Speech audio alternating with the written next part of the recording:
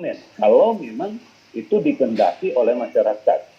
Mungkin nggak untuk dilakukan? Mungkin, karena tahun-tahun sebelumnya pun ya untuk menuju perubahan-perubahan daripada ketentuan pemilihan presiden itu adalah berdasarkan daripada amandemen yang ada.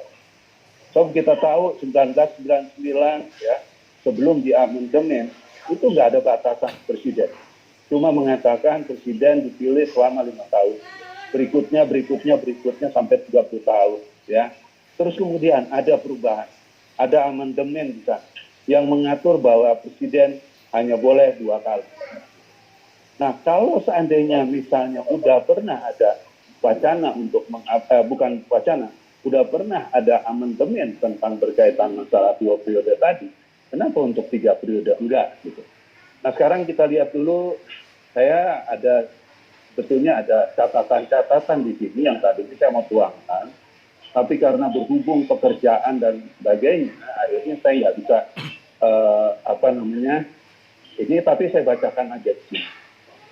Sebelum saya melihat kepada mekanisme daripada ketentuan undang-undang itu sendiri, bagaimana presiden dipilih menjadi 3 kali, barangkali kita lihat dulu di sini kepada ajas daripada kedudukan pemerintahan.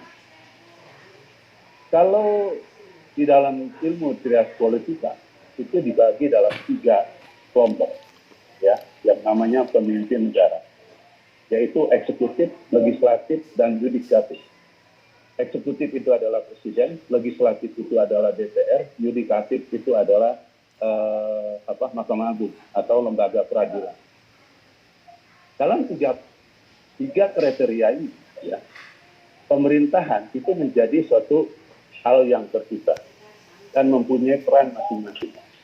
Kita tahu eksekutif itu adalah presiden, presiden itu ada presiden, ada juga kemudian menteri-menteri, gubernur, bupati, ya, kira-kira hierarkisnya seperti itu. Demikian juga legislatif, di situ ada DPR, DPRD, ya, DPRD provinsi, DPRD kabupaten, terus juga ada yudikatif. Yudikatif itu ada Mahkamah Agung, terus ada pengadilan tinggi, ada pengadilan negeri. Kira-kira tingkat-tingkatannya seperti itu. Nah, kemudian kenapa saya memaparkan keberadaan? Karena ini juga penting, ya. Kalau kita mau melihat kepada masalah nanti Presiden Jokowi itu 3 periode, mungkin nggak sih? Nah, sekarang kita lihat dulu sebelum saya memaparkan lebih jauh berkaitan dengan masalah konteks 3 periode. Kita lihat, tadi saya kirim gambar sebetulnya dan kirim foto juga kepada moderator. Tapi saya lihat di sini kemudian nggak bisa ditampilkan karena tadi katanya rusak ya komputernya. Di situ ada, saya lihat keberadaan daripada presiden yang sedang bagaimana dia sangat menghormati orang yang diseniorkan, yaitu Pak Ma'ruf Amin di dalam persoalan ini. Terus juga saya juga saksi narasi di sini, ya, ada pembangunan kereta, ya, sekarang lagi dibangun Jakarta Bandung. Itu nanti kalau kereta cepat ini terjadi, halo, oh ya, ini dia gambarnya, ya. Ini dia gambarnya. Ini kita lihat. Begitu rendah hatinya presiden ini. Gambar yang kedua. Nah, ini kereta. Kursi penumpang tak kalah empuk, yang pasti sangat nyaman untuk menyadarkan tubuh. Kerennya lagi, satu rangkaian kereta CR4 Cukup. AF terdiri dari 8 cars atau gerbong. Kereta cepat Ya, 3. Yang ketiga itu Trans Papua.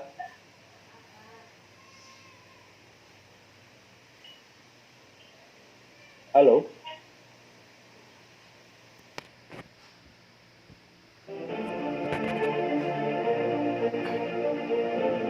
Ya.